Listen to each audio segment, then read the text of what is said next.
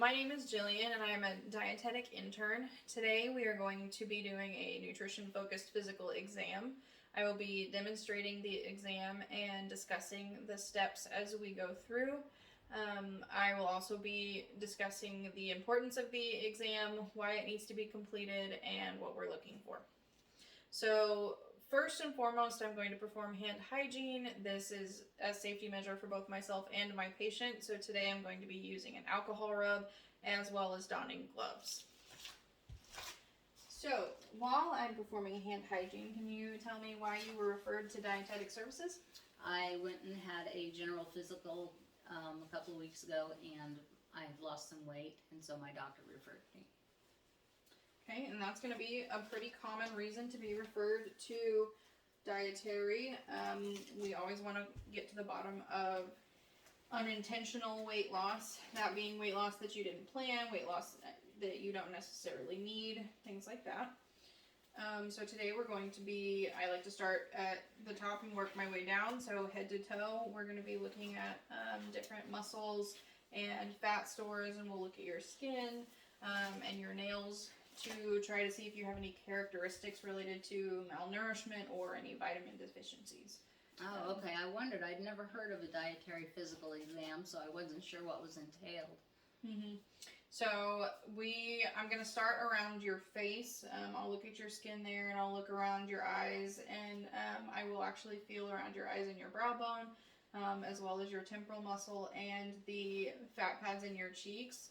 I'm looking for nice rounded fat pads there. I don't want to feel any divots or any losses that might indicate that you've lost some fat there recently. And with the muscle groups, I'm going to have you clench your jaw, and I want to feel a nice rounded muscle that's engaged to indicate that you don't have any muscle loss there.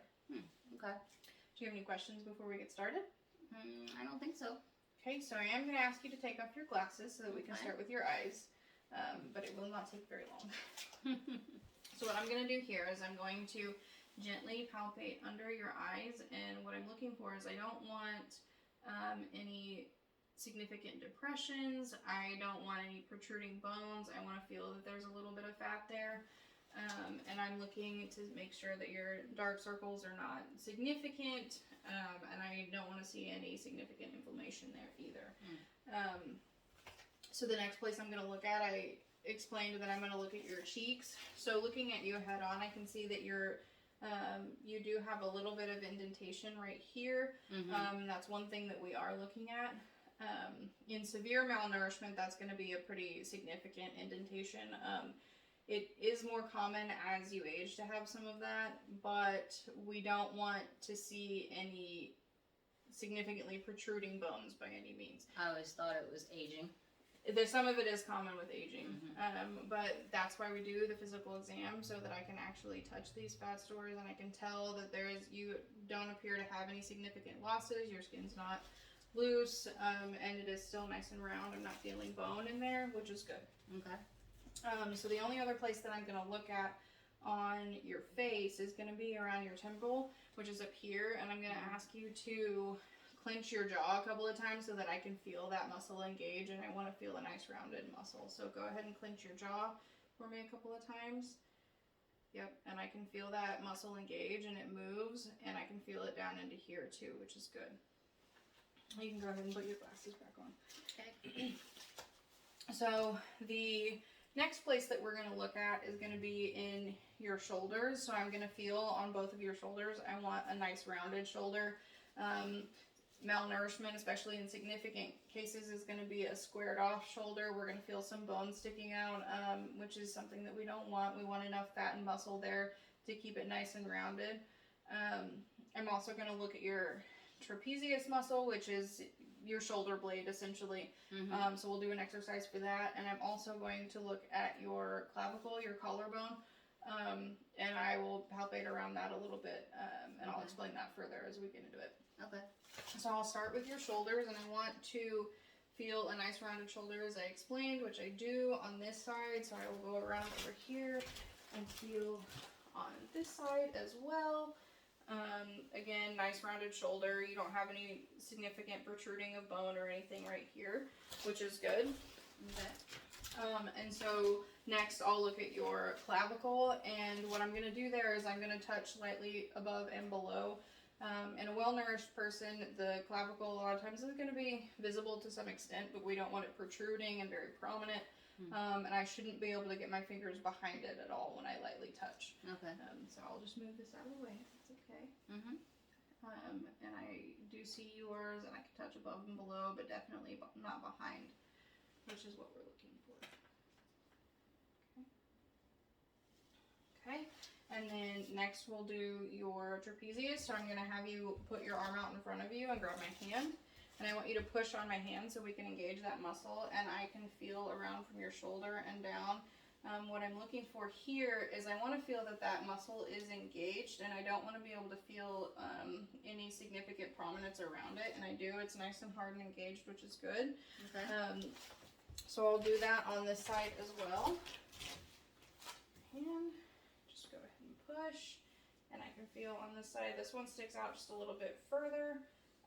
But again, no significant prominence, and I can feel around it that it's nice and engaged, and I don't feel it protruding by any means. Why would this one stick out further? Because I'm left-handed, so I would expect the left side to be stronger.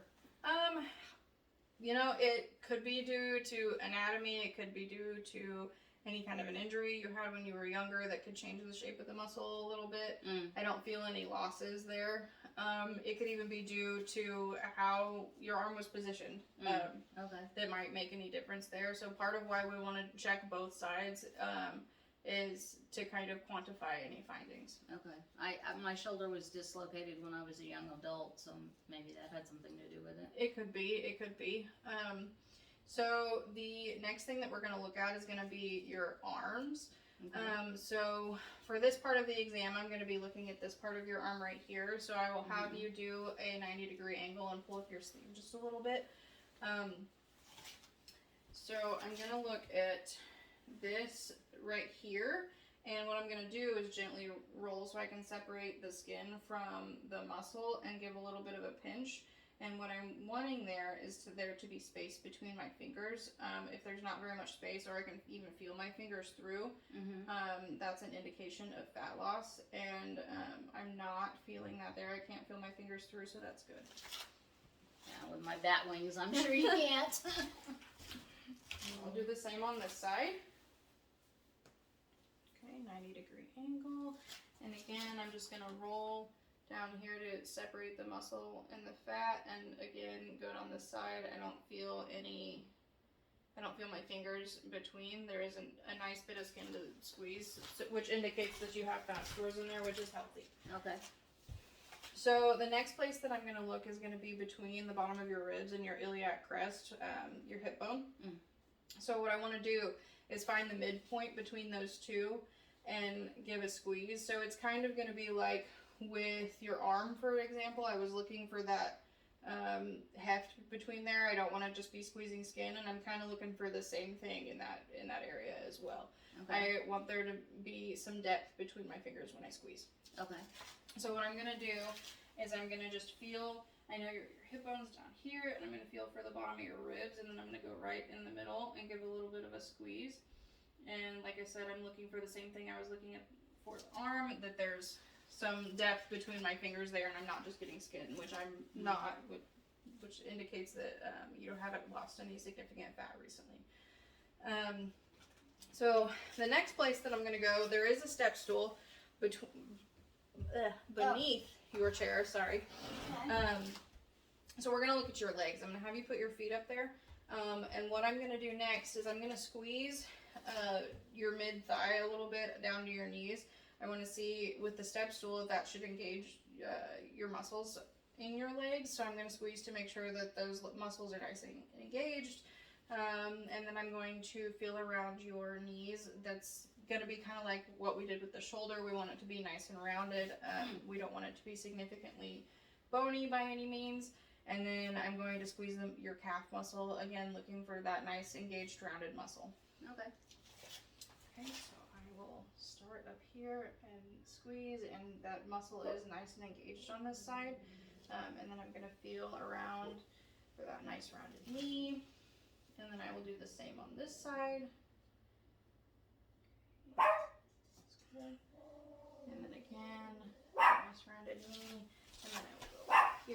want this calf muscle to be nice and rounded, Mhm. which is good.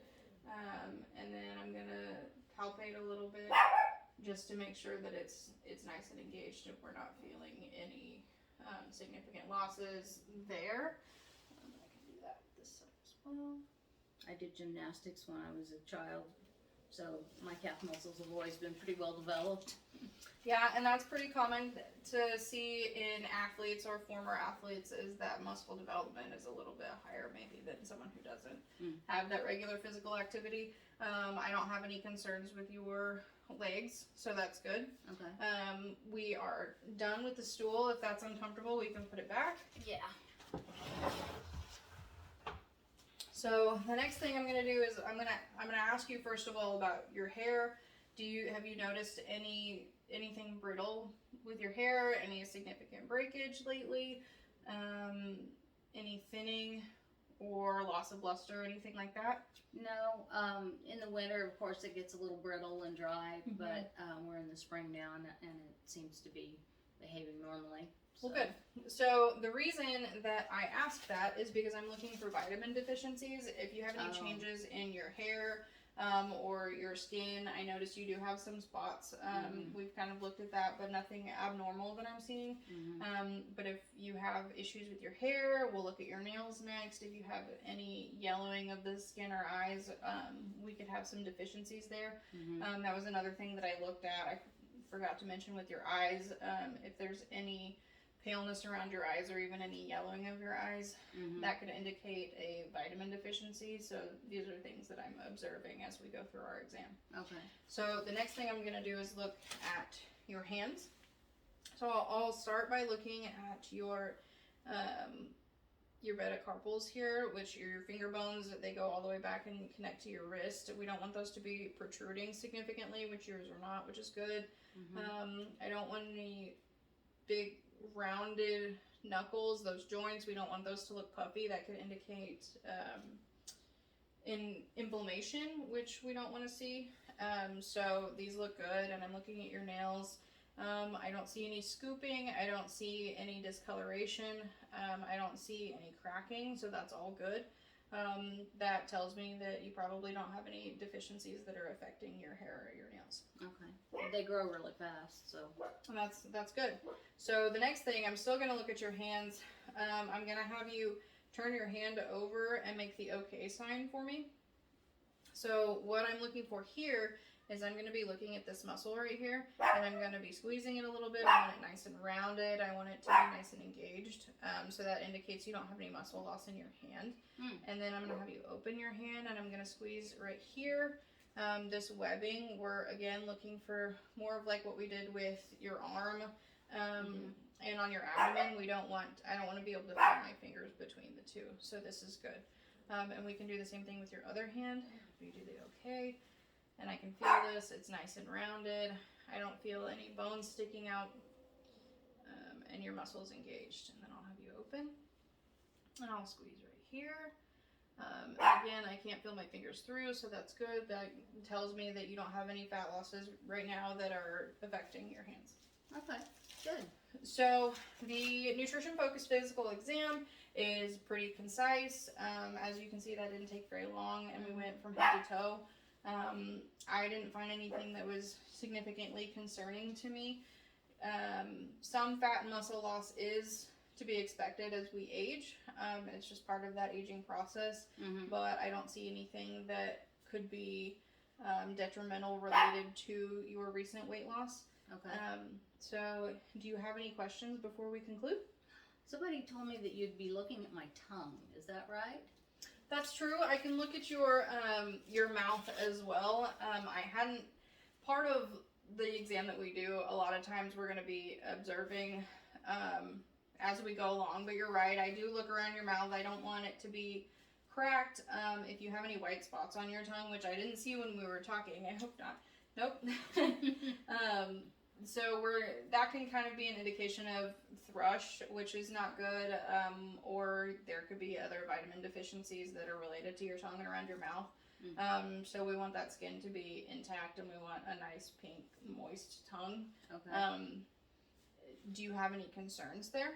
No, I don't. I just, somebody, when I told them I was going to see a dietitian, they said, oh, well, they'll have you stick your tongue out. And I thought that was really weird.